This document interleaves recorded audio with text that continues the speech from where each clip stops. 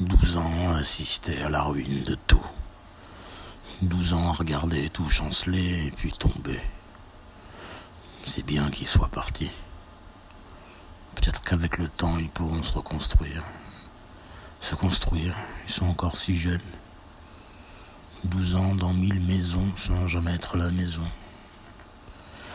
12 ans de maison dans le coffre de la voiture. 12 ans à se demander la salle de bain, la cage d'escalier ou l'abri. 12 ans d'aucun parti, d'aucun bord, d'aucune milice, d'aucun groupe, d'aucune appartenance, d'aucune confession. 12 ans d'errance. 12 ans où partout ils sont étrangers. 12 ans d'exil ici, chez nous. Jamais chez nous. Nulle part. Ils étaient déjà partis avant même de partir. Partir, c'est pas une histoire de géographie. 12 ans de checkpoint, 12 ans de fermeture d'école, 12 ans d'égout à même la rue. 12 ans de barricade, 12 ans de gare-toi sur le côté, 12 ans d'ouvre ton coffre, 12 ans de donne tes papiers.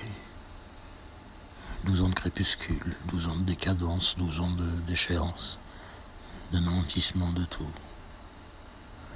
C'est bien qu'ils soient partis. D'ici et de moi. Moi, je fais corps avec ce pays. Je suis solidaire de son ravage, de sa défaite. Je l'ai connu avant tout ça, moi, le pays. Nous avons nos souvenirs, nos nostalgies. Nous sommes tenus la main tous les deux et nous avons fait tout ensemble.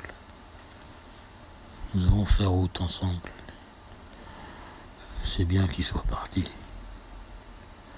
Ils ont encore le temps. Ils ont encore le temps de sauver quelque chose. Ils ont encore quelque chose à sauver. Ils sont si jeunes. Au petit matin, je ne repense qu'aux jolis souvenirs. Je repense à son herbier qu'elle laissait traîner et aux chansons marrantes qu'il inventait dans la voiture. Je repense à lui et à son don extraordinaire pour le dessin. Il réinvente l'intelligence et la grâce. Il redéfinit la gentillesse et la tendresse. Il est ma raison. Il est ma maison. Elle est ma mémoire. Je repense à ses poèmes illustrés. Un sourire se dessine instantanément sur mon visage. Je repense aux murs sauvages qu'ils ramassaient ensemble. Je repense à leur château de sable, à leur partie de cache-cache, à leur rire qui résonnait dans les appartements vides, à leur rire qui les meublait. Je repense aux premières dents de lait tombées. Je ne me demande pas encore le matin dans quel appartement elles ont disparu, leurs dents de lait. Je ne pense pas encore le matin ce que peuvent bien être devenus tous les jouets qu'on leur demandait à chaque fois d'abandonner. Je ne pense pas encore à son cœur, à lui, que je voyais battre de terreur à travers son pyjama dans la cage d'escalier.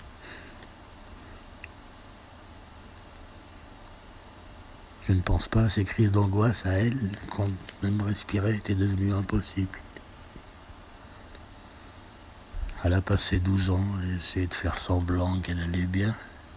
Elle a passé 12 ans à arroser des plantes en pot avec moi. Elle a passé 12 ans à tout m'épargner, à tout me pardonner. 12 ans à essayer de s'adapter à une société mutante, au monstrueux, au chaos. Elle a 12 ans, c'est une jeune fille. Bientôt une femme. Je ne veux plus la voir grandir ici. J'ai eu envie de lui donner le plan de Marjolaine pour qu'elle continue à s'en occuper là-bas.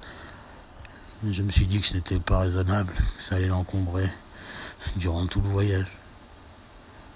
Puis je n'avais pas envie de lui faire porter la moindre nostalgie, la moindre poésie de ce qu'elle a connu ici. J'aimerais bien qu'elle se déleste de tout ça. Quand on quittait un appartement, elle me demandait souvent si on pouvait retourner et récupérer les plantes en pot. J'ai toujours trouvé ça beau et poétique. Qu'elle se soucie plus des plantes qu'on a abandonnées que de ses affaires, de ses jouets. J'ai toujours été attendri par sa sensibilité. Maintenant, je m'en inquiète. J'y vois un poids à porter. J'y vois sa différence. J'y vois sa singularité. Je sais ce que ça veut dire d'être aussi singulière. J'en sais les conséquences. Je sais ce que pèse de penser au plan de Marjolaine. Je l'ai regardé monter dans le taxi et je me suis dit que ça ne pourrait pas être pire qu'ici. Je la voyais faner sous mes yeux. Son regard commençait à changer et les mots devenaient de plus en plus rares. Elle ne m'a jamais beaucoup parlé, mais je ne me rappelle aucune phrase qu'elle m'aurait dite les derniers mois. Les mots viennent quand il y a quelqu'un en face pour les entendre. Les mots viennent quand il reste un minimum de sens et il n'y en avait plus aucun. Son mutisme s'est installé au rythme où le sens désertait nos vies pour laisser la place à l'absurde. Les mots quittaient sa gorge sur le tempo où je m'effondrais, où les corps tombaient. Les mots partaient avec les morts. Plus le nombre de cadavres augmentait, plus elle se taisait.